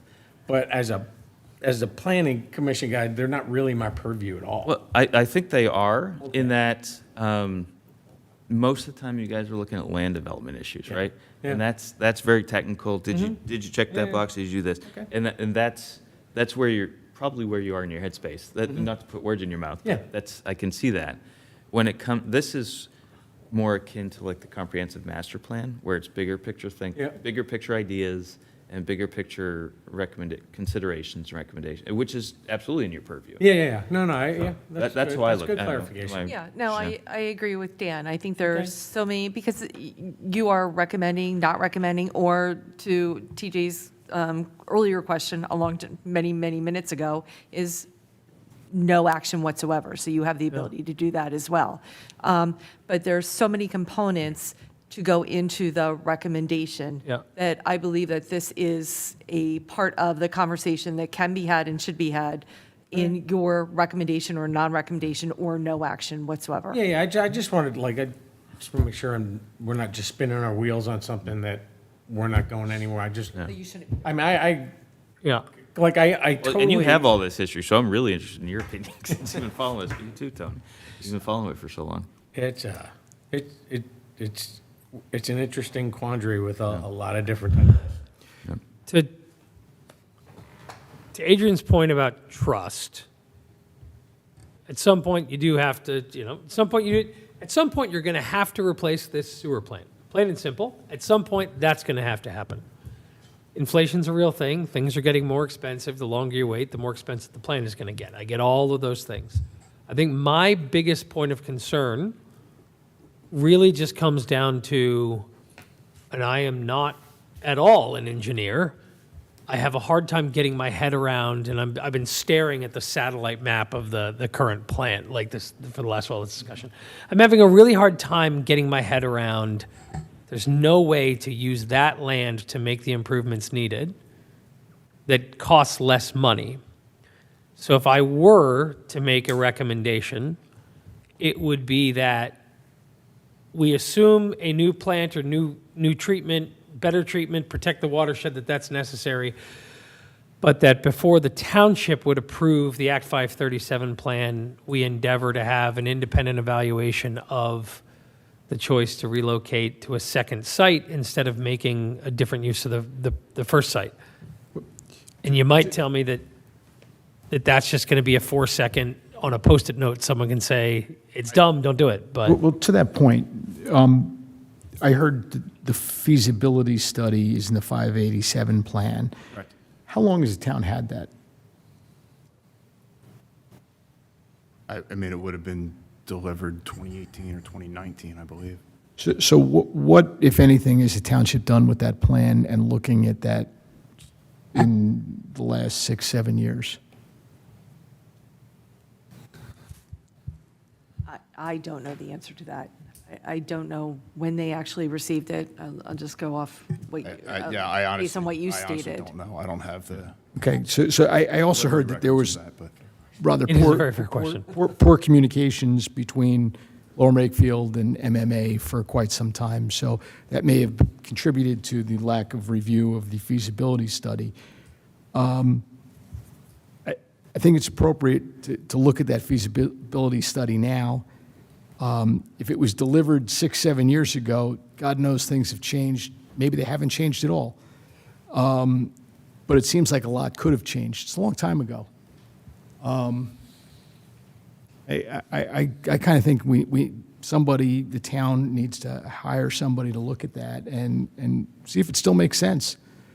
That's just my thought about it. I mean, if we need a new facility, we need a new facility, and like Colin said, maybe it can be done at the same site, maybe it can't be, but we should at least look at that feasibility study that we haven't looked at in 6 or 7 years. Yeah, I think when you boil it down, we 5 people are not qualified to say yay or nay support this proposed plan. I think the only thing we're qualified to do is to say that the Board of Supervisors should have someone independently review the proposed plan and feasibility study before they make their decision. Yeah. I think that's the only thing that we're, What are we talking about in terms of, or does anybody know what we're talking about in terms of the cost of that? Of assume an independent person come in and look at, I mean, are we talking 20,000? I mean, what are we talking, It ballpark? probably. Of course, we'd want to know if that has the feasibility study changed at all in the, to Tony's point.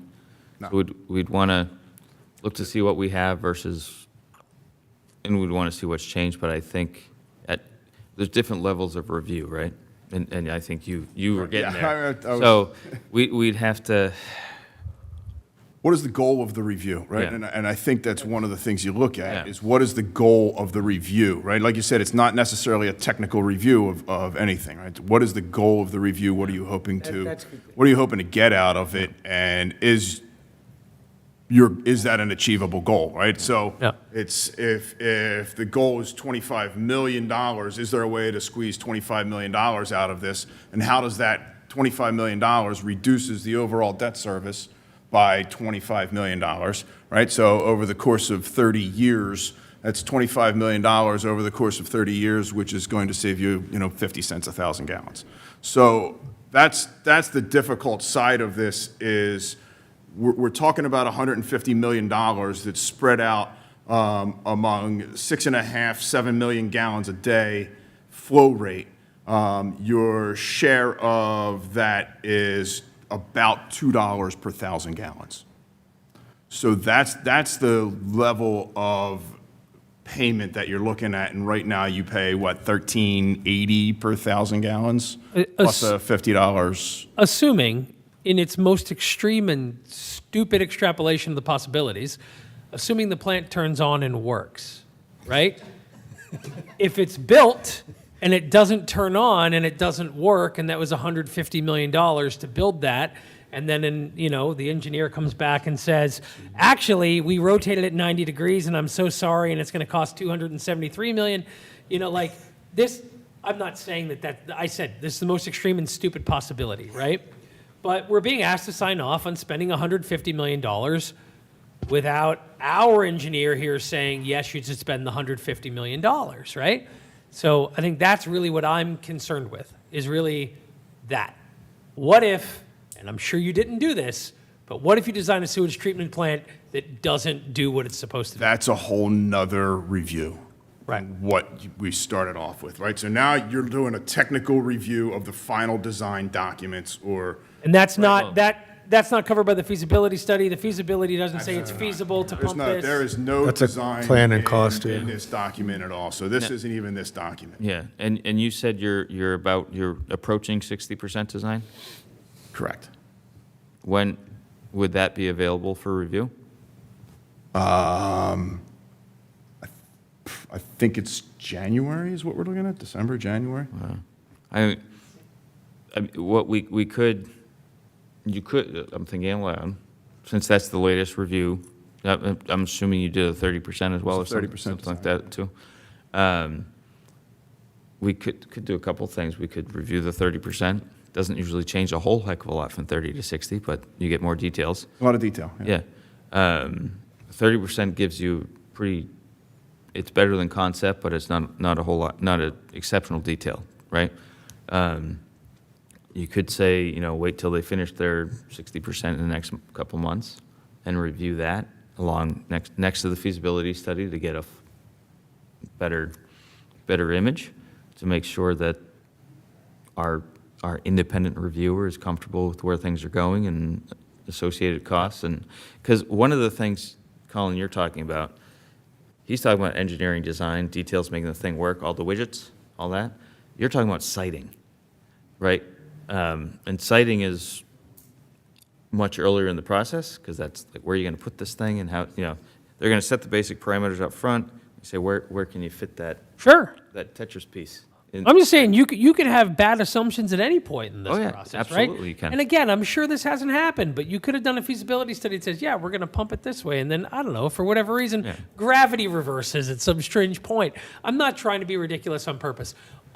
I think, and I'm happy, and I'm just going to make a motion, and I move that we recommend that the Board of Supervisors contract an independent review of the plan and the feasibility study prior to making any decision to approve or reject the plan. Is that a fair and well-constructed? Do I have a second? I'll second. Thank you. Okay, is there any further questions, comments, or feedback from the commission or staff? I don't know how to do this, because it's probably not possible, because this is deeper than what I kind of penciled together, but I don't like the open-endedness of it. It's like, in the next 6 months, do it? So that was going to be my question as well. Are there any DEP deadlines that you have coming up related to all this? All our deadlines right now are, well, DEP deadline we have funding deadlines that we're trying to Okay. meet more than Well, anything yeah, else. we're talking about the Act 537 plans. 537 plans, so 537 plan, once it sounds like what's happening here, and correct me if I'm wrong, is Planning Commission is agreeing to, with comment, move it to the supervisors. I mean, functionally, do we move things to the supervisors? You're making a recommendation to the Board of Supervisors. It's like what I was kind of drafting here, and I know your motions are that, but I was thinking of saying, I move to agree this needs to be addressed and approve under the, whatever, the qualification that we do a review, essentially a sanity check for the township to make sure what we have as a plan so far actually meets the needs, doesn't exceed the needs, it meets the needs of what we say our water treatment plant needs. But to me, take all this political stuff aside, what I'm hearing is, as someone who was an engineer at one point in his life, this needs to happen. I don't understand how we can sit here and say, oh, maybe we don't have to do it, maybe we don't. It needs to happen. How it has to happen, and I don't see how it ends well if we. And this is not the first time we've talked about this. This is like a 15-year discussion. Like, it comes up time after time. At some point, I mean, pardon the pun, we're going to run into a real shitstorm. Can I? And, well, this is the shitstorm, right? Yeah. I mean, I think this is the culmination of doing what's been done before. Years and years and years of doing the bare minimum over the course of time, doing just to keep cost low, to maintain things. And I think this is the culmination of that, where we have two plants that operate in parallel. One handles 40% of the flow, the other handles 60% of the flow. They changed the operations from, it was an old trickling filter plant. They converted the rectangular, we have rectangular clarifiers, which used to be the aeration tanks. So there's a lot of things that we're using right now that really shouldn't have been done, but it worked, and it's worked for since 1986, this is how it's been done. Now we're at a point where it's no longer feasible, and this is really the culmination of all of that time of trying to keep costs down, trying to do the bare minimum. So 45 minutes ago, I was ready to just make a motion, say we recommend the supervisors do it. And I'm listening to you guys, and I understand because of the way this process works, there's still a lot of opacity for the township, and it makes us uncomfortable.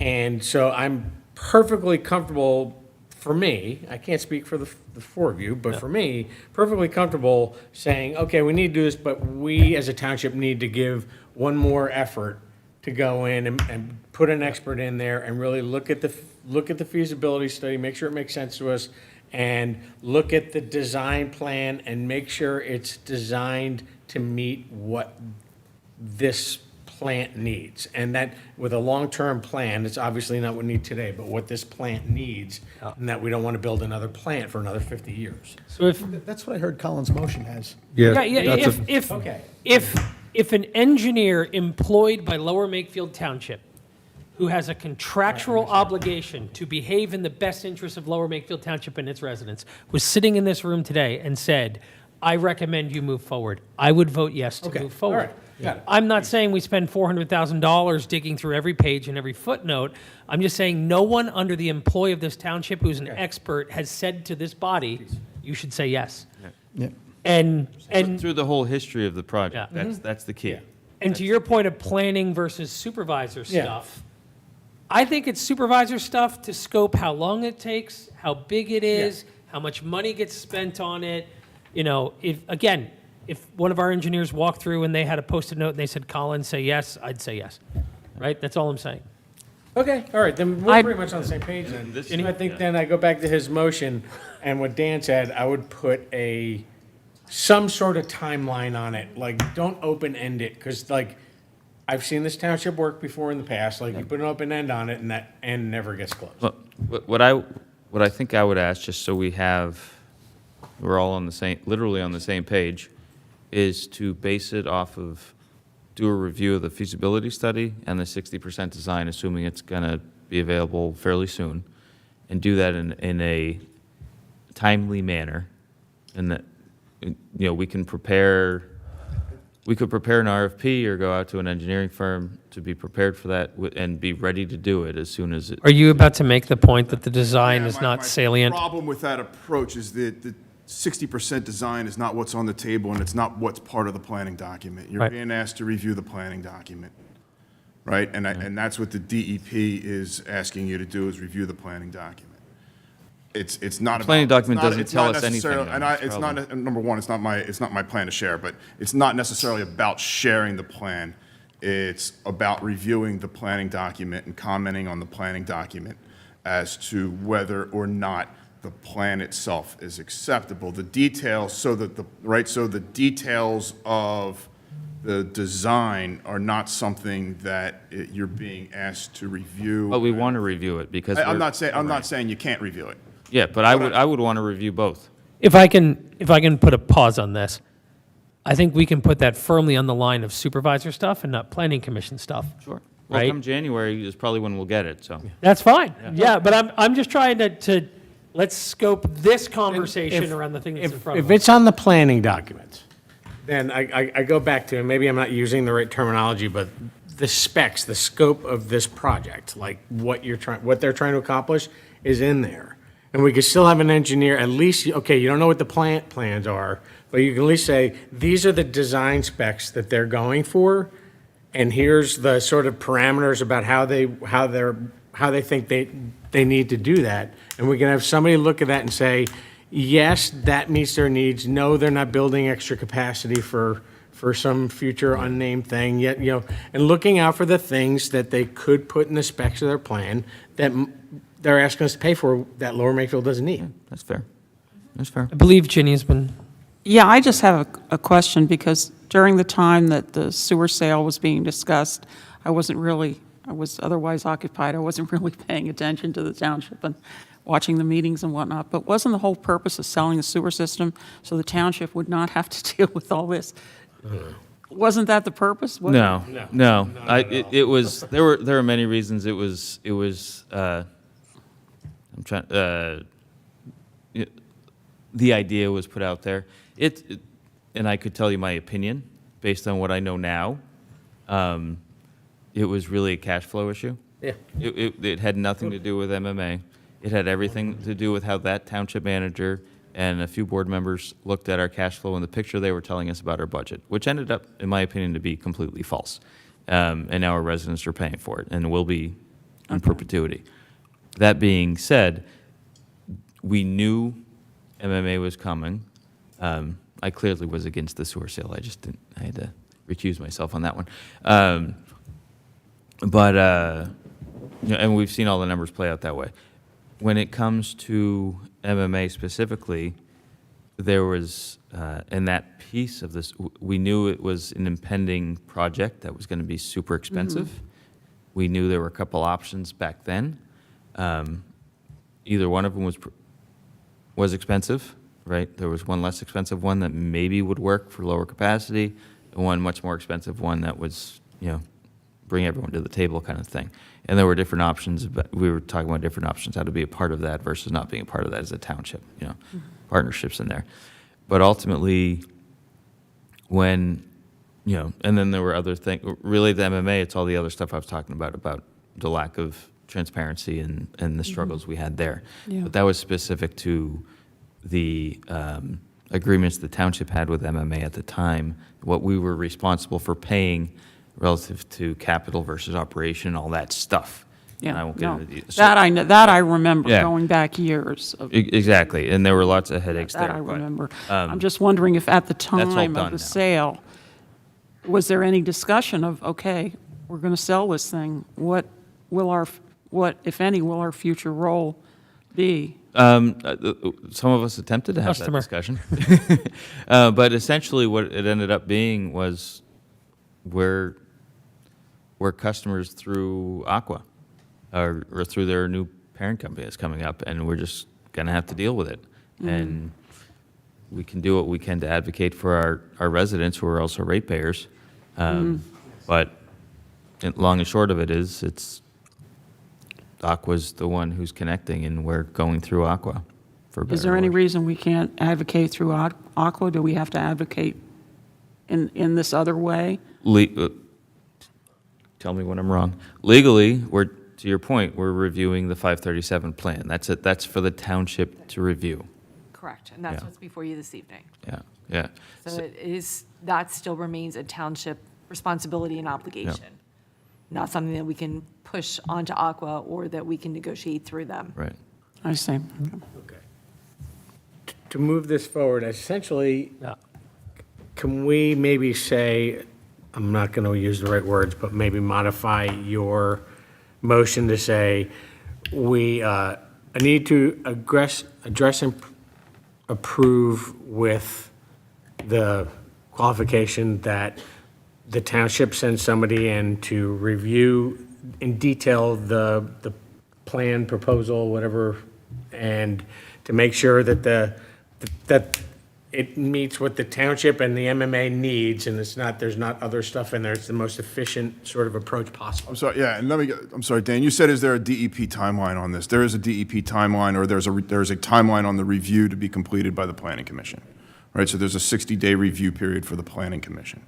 So, and doing that, we get your comments back. This is the meeting to get your comments back at. So that's the timeline on this, is the 60-day review by the Planning Commission. And then what is? Sorry, is 60 days from your prior appearance or 60 days from from delivery today? of the documents. The documents that were delivered 7 years ago or No, new the documents? 537 plan, the complete 537. Okay, and what But is the- basically, this is your last meeting, unless you have a special meeting next week to review it. We can have a special meeting if we want to. So on Absolutely. what So date were it the is documents delivered? November 23rd. November 23rd is the final date that we have of our 60 days. But when you say "we," you're talking about the Planning Planning Commission. Commission. Planning Commission. Yep, that So is- we're that just is- making a recommendation to the Board of Supervisors. And I guess Yeah. that's why, I mean, Yeah, which is totally fine. Trust me, correct. I think Working that's, within the 60 days. That helps. yes. I think you are. I just want to make sure you So- understand that you are. So once it goes from planning to the Board of Supervisors, because the Board of Supervisors has a statutory time to respond with. And their that's the deadline I was Yeah, referencing. Not that I'm aware of. Not that I'm aware of. Okay. So, and Adrian, I know you had said about a timeline. I don't really care. I don't care if the town takes 4 days or if the town takes 4 years. I mean, there's I don't want them to, but I don't think I care. But if you want to put a timeline in the recommendation, we can. The board doesn't have to follow the recommended timeline. Look, I can say from a board perspective, the current board, and I'm assuming the future board that's coming on board in a few months, we're not going to sit on our hands for something like this. Yeah, I know, Yeah. but Yeah, I this is just, some- I'm, yeah, I'm, I can- it's my job to put a recommendation in, and I'm never All right. really comfortable putting an open-ended thing in there. I will. That's just me. That's a me. I will amend my motion to say that so my motion is that we recommend the Board of Supervisors expediently review the proposed Act 537 plan to ensure that it is in line with the best interests of the residents of Lower Makefield Township before approving or, before taking action on the plan. Mr. Bush, you accept the amendment? Yes. Perfect. But does that mean if they assume that they doesn't have to come back here for us to say yes to it then? Can we just? No, they don't have to come back to us. doesn't No, no, come no, back. no. Yeah, it doesn't This come is our back. motion. This is us saying it's off of our table, it's on their table. Okay. Which is in fact the same table, to be clear, just with different people. Okay.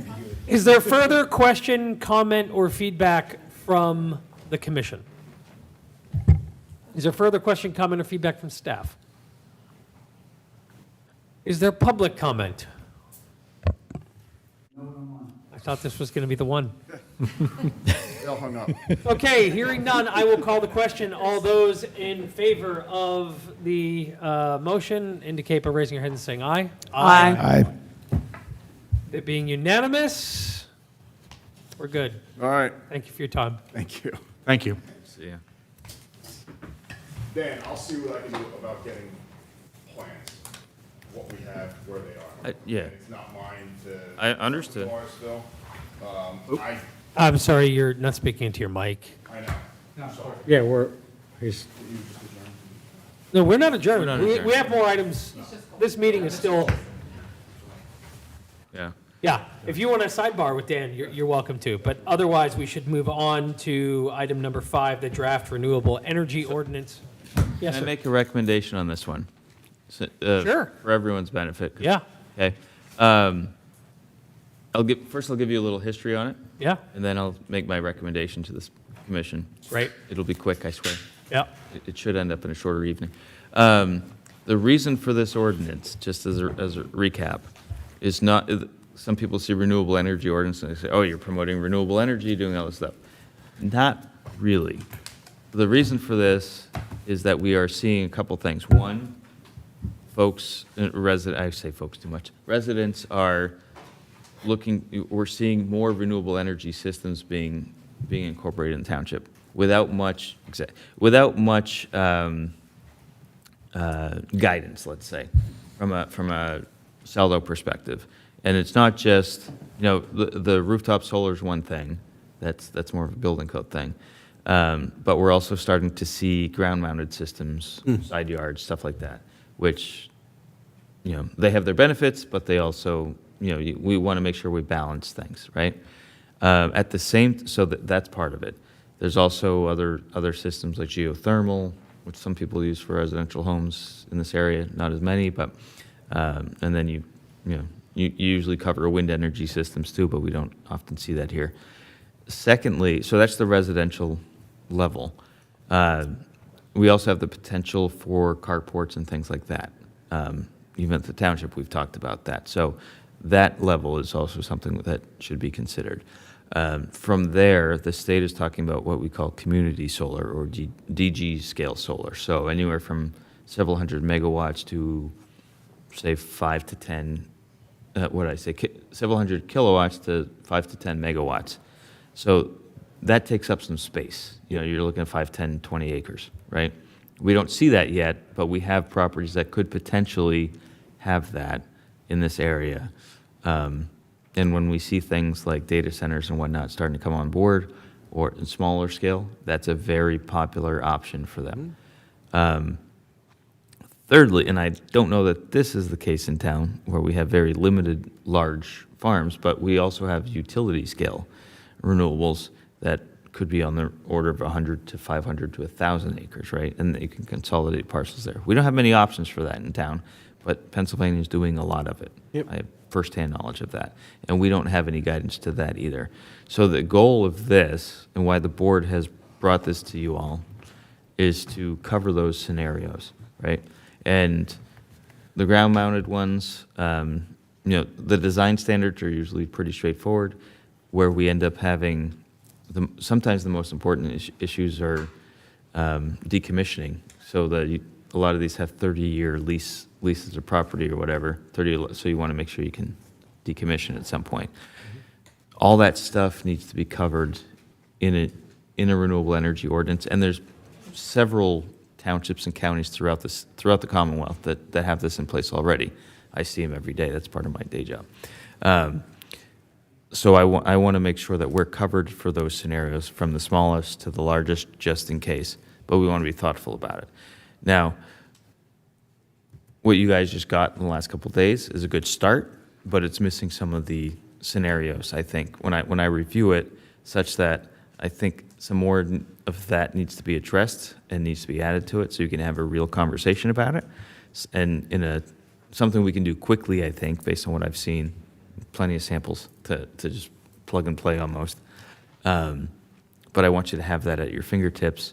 So that's the long way of saying I would recommend that you actually not consider it tonight, move it to your December meeting, and we have something updated for you then, and you only have one December meeting, right?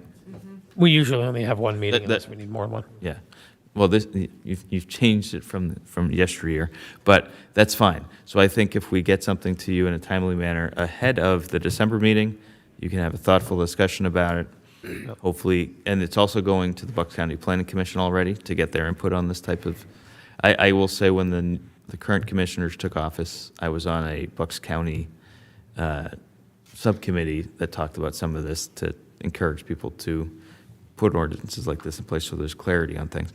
But I do think that we could get you something to review and comment on ahead of that December meeting that would be, one, gives you more time to look at it once you get it, but two, covers more items, so that hopefully you would be able to have some type of recommendation at that meeting. The supervisors would take it up at our second December meeting at that stage, and then we could potentially advertise and do something in the new year. Can we make sure that a representative from HRG is present for that December meeting? I mean, normally we would have RVE around in the past, where this is a very technical document, and it would be strange for us to review it without the town's engineer present. Yeah, we can do that.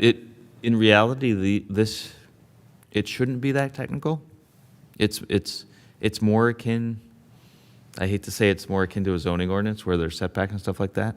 But because there's panels being discussed, it seems like it's going to be more technical. But panels are secondary or tertiary, even in terms of the discussion of the land development. But we can see if they are available. If they're available, Yeah. it would be helpful. I'm sure Mr. Majewski would probably have some good comments too, I would assume. Yeah, I had a few things, but we can go over that Yeah. later. And then just a framing discussion for us. I think your recommendation is great, but just for us to think about this clearly before the next meeting. So the energy savings requirements, is that applicable to any new construction within the township? Is that only applicable to whole home construction? Is it applicable to the construction only of these systems? I just wasn't sure how to read that section. In what section? I'm sorry. Section 261, energy saving requirements. Chapter 200, zoning of the code of the township of Lower Makefield. Generally, new construction. Yeah. That's not typically something that's found within a solar ordinance in other townships. It's a different, or a renewable energy ordinance. That's more building related versus layout. What about solar for existing homes? Is this going to affect that at all? Is there anything in place right now in the township that regulates putting solar panels on your roof? It's building code more than. Well, these ordinances are only zoning, right? Yeah, but the whole intent is Dan said, or a portion of, or a part of the intent of this is to regulate just those things.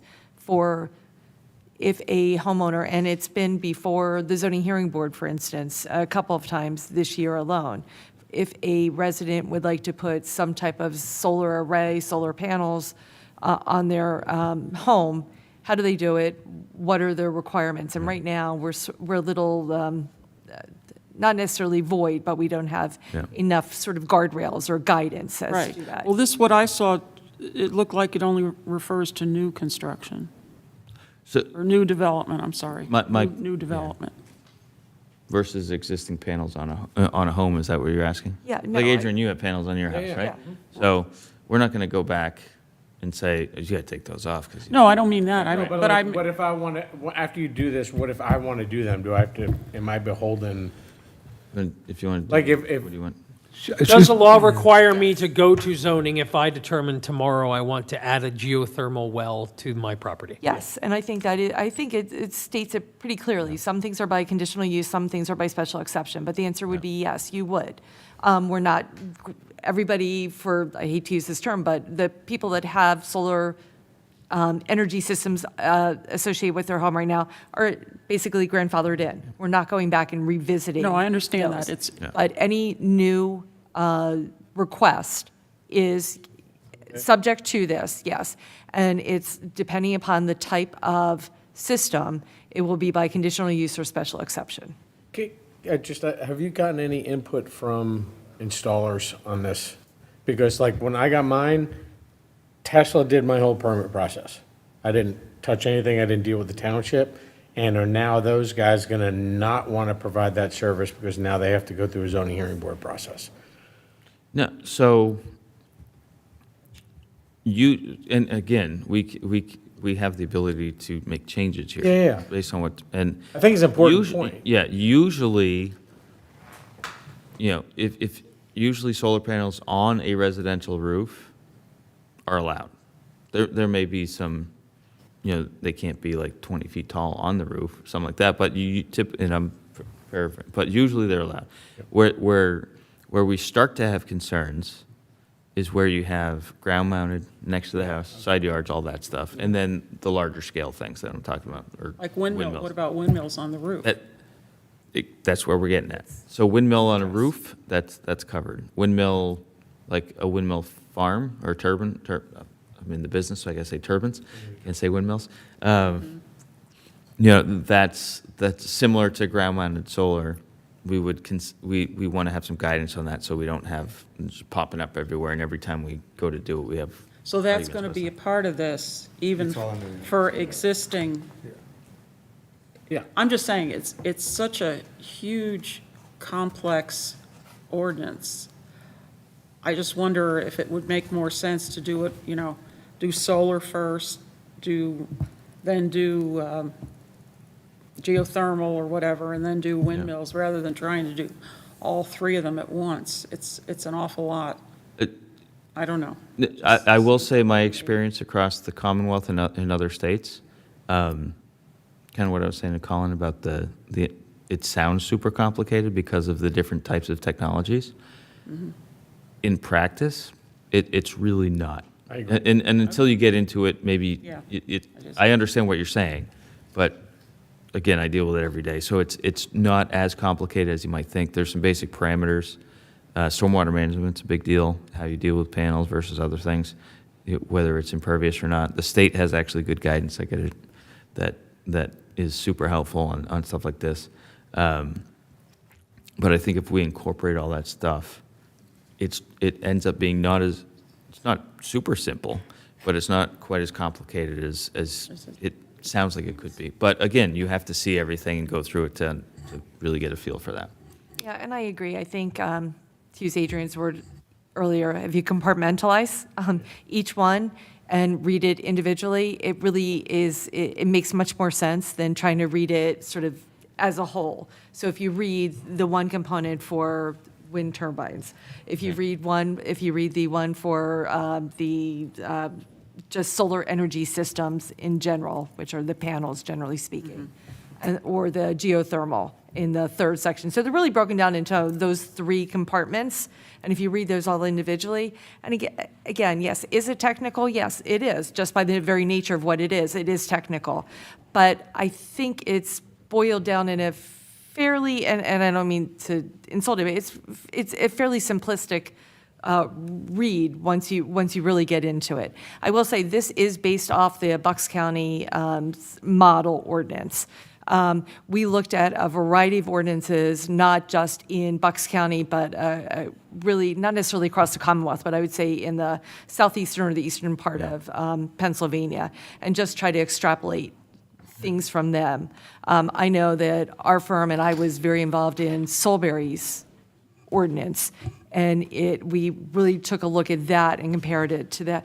But quite honestly, they have a different, they're geographic than you, just because they demand larger lots, than Lower Makefield does. So there were a lot of things that were very important to them, or that were easily integrated into their ordinance that would not work here. So we really did look at a variety of different ordinances, and if you looked at our comments, you'll see a lot of them. Was these your comments, Maureen? Comments between myself and one of our associates. Okay. If you want to do some research, just because you want to nerd out on it a little bit, Penn State actually maintains a clearinghouse. They have, I forget what it's called, their solar center, but they maintain a clearinghouse as best they can keep up with them, of solar ordinances at the county and municipal levels. They focus on solar, but most of them cover other renewable energy technologies, so you can go in and look to see. And they've become pretty consistent across the board. The more rural counties focus on certain items versus the more urbanized or suburbanized counties focus on slightly different things. But where we are, we might want to do some hybrid of the two. But there is a lot of information out there to look at and that we can leverage, so we're not trying to do anything from scratch. And just two more things. Based on what I saw on there, I think in your next draft, I would differentiate more clearly commercial versus residential. Yeah, so what they end up, there's, what's the acronym? So there's accessory solar energy systems versus primary solar energy systems. So accessory is more of the residential, primary ASES versus PSES. Yeah. Those are what I would refer to as utility scale. So, yes. I mean, you have people like us, Yeah. reading through this someday, and you just need to understand what's applicable and what's not applicable. What I was telling Maureen off to the side, that's the first thing I saw too, that Yeah. I want to do that as well. But that, again, there are many ordinances throughout the Commonwealth that do that, Yeah. that we can pull from pretty easily, that work. So, and the only other thing is that I found that some of, I went to solar because I understand it pretty well, but I found some of the solutions were maybe, to my thinking, too specific. You weren't focused on what you're trying to accomplish, which is maximize efficiency and maximize aesthetics. And so you're telling people how to align their houses and everything. What if you're building an A-frame? Yeah. Well, and not for nothing, if you're doing a ground mount, you have tracker technology now that moves around, does different things. There's a whole bunch of stuff we can look at. Yeah, so you get to the intent of what you're trying to get and don't tell people how to do their business. Just make sure they know what they need to accomplish when they're doing To your their point, business. if it's conditional or special exception, then they have to prove it before they get. exactly. Yeah.